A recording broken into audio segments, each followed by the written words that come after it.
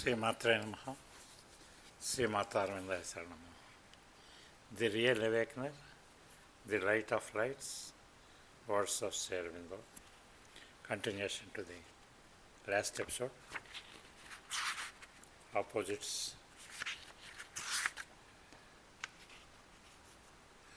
The quiescence and the moment. What then of the quiescence of the Supreme Being, and how is persistent in the moment compatibly with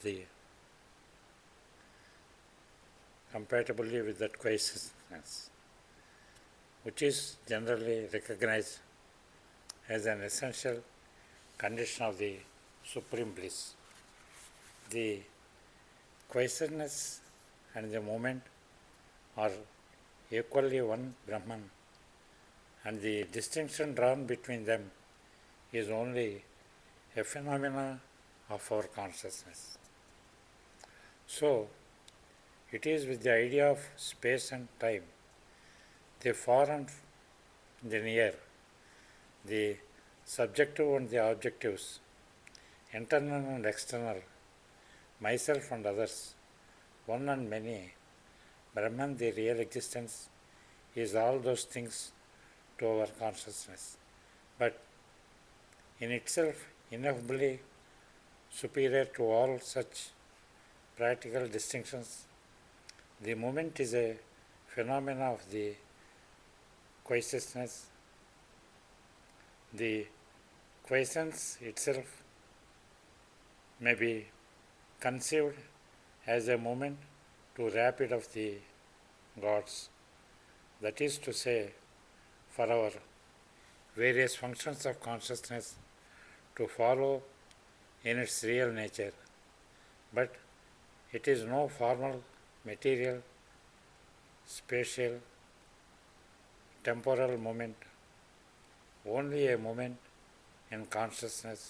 Knowledge sees it all as one. Ignorance divides and creates oppositions where there is no opposition but simply relations of one consciousness in itself. The ego is the body, says, I am within, all else is outside. And in what is outside, this is near to me in time and space, that is far. All this is true in present relation, but in essence it is all one indivisible moment of Brahman, which is not material moment, but a way of seeing things in the one consciousness. Next, being and becoming. Everything depends on what we see, how we look at existence in our soul's view of things. Being and becoming, one and many, are both true and are both the same thing. Being is one, becoming are many. But this simply means that all becomings are one being who places himself variously in the phenomenal moments of his consciousness. We have to see the one being, but we have not to cease to see the many beings and many becomings. For the existent or included in Brahman's view of himself, only we must see with knowledge and not with ignorance.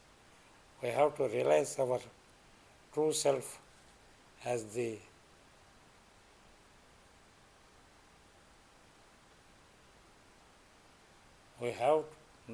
realize our true self as the one unchangeable, indivisible Brahman. We have to see all becomings as developments of moment in our true self and the self as one inhabiting all bodies and not our body only. We have to be consciously in our relations with this world, what we really are, this one self becoming everything that we observe. All the movement, all energies, all forms, all happenings, we must see as those of our one and real self in many existences, as the play of the will and knowledge and delight of the Lord in his world existence. We shall then be delivered from egoism and desire and the sense of separate existence, and therefore from all grief and delusion and shrinking, for all grief is born of the shrinking of the ego from the context of existence, its sense of fear, weakness, want, dislike, etc. And this is born from the delusion of separate existence.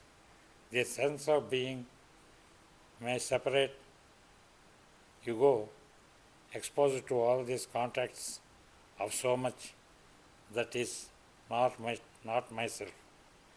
Get rid of this, see oneness everywhere, be the one manifesting himself in all creatures. Ego will disappear. Desire, born of the sense of not being this, not having that, will disappear. The free, inalienable delight of the one in his own existence will take the place of desire, and its satisfactions and dissatisfactions.